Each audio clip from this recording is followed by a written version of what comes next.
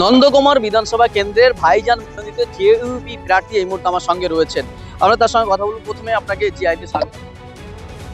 প্রথম যে প্রশ্নটা করব সেটা হচ্ছে যে নতুন একটা দল থেকে আপনি নির্বাচনে লড়ছেন, এই লড়াই কতটা কঠিন মনে হচ্ছে আপনার?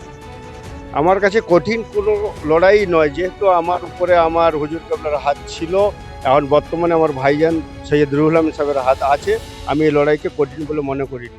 এটা আমি নিশ্চিত আমার জয়ের লড়াই।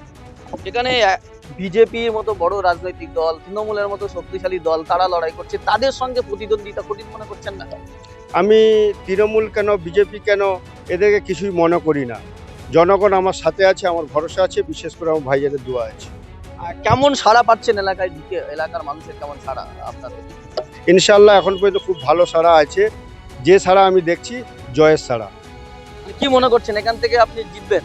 ইনশাল্লাহ আমি বিজয়ী হব এখান থেকে। আপনি যদি এখানে যেতেন, এলাকার মানুষের জন্য কি কাজ করবেন আপনি? এইবার আসুন, আমি এই দোয়া করি যে আল্লাহ যেন আমাকে জেতানোর পরে প্রত্যেকটি অসহায় মানুষের পাশে আমাকে দাঁড় করায়, তাদের আমি কাজ করতে পারি, তাদের পাশে থাকতে পারি, এই আশা।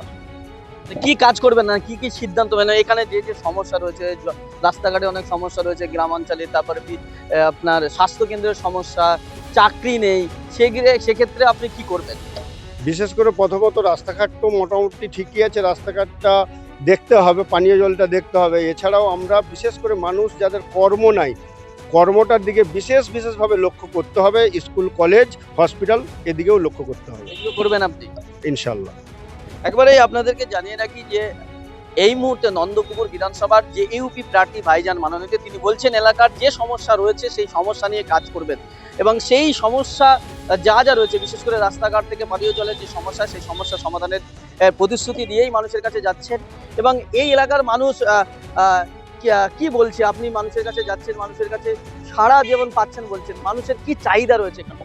মানুষের চাহিদা কিছুই না, মানুষ এখন আতঙ্কের মধ্যে ভুগছে। এক শ্রেণীর মানুষ বলছে যে আপনারা আমাদের ভোট দেন, তা না হলে বিজেপি হিসেবে। আরেক শ্রেণীর মানুষ বলছে আমাদের ভোট দেন, না হলে আপনাদের পাকিস্তান, বাংলাদেশ এখানে পাঠিয়ে দেবো। সেই আতঙ্কের মধ্যে থেকে যেহেতু আমরা এখানকার সব থেকে আমাদের সাহায্যকারী বলে মনে করি ভাইজানকে, ভাইজান যেহেতু দলটি ঘোষণা দিয়েছেন জাতীয় উন্নয়ন পার্টি, সেই লক্ষ্য করে মানুষ এগিয়ে আছে। মানুষ ভাবছে যে ভাইজান যেহেতু আমাদের সাথে আছে, আমরা বিভিন্ন রকম বাধা বিঘ্নতা ফেলে দিয়ে ভাইজানের দলে সামিল।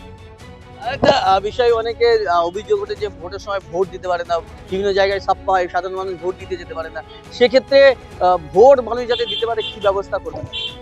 না, এই জন্য আমাদের বিশেষ করে নন্দকুমার 207-এ এরকম কোনো নজির নাই যে ভোট মানুষ দিতে পারে না। ভোট মানুষ পিসফুলভাবে দেয়, আর আমরা তার জন্য সহযোগিতার হাত বাড়িয়ে দেবো, যাতে আমার ভোট আমি নিজেই দিতে পারি।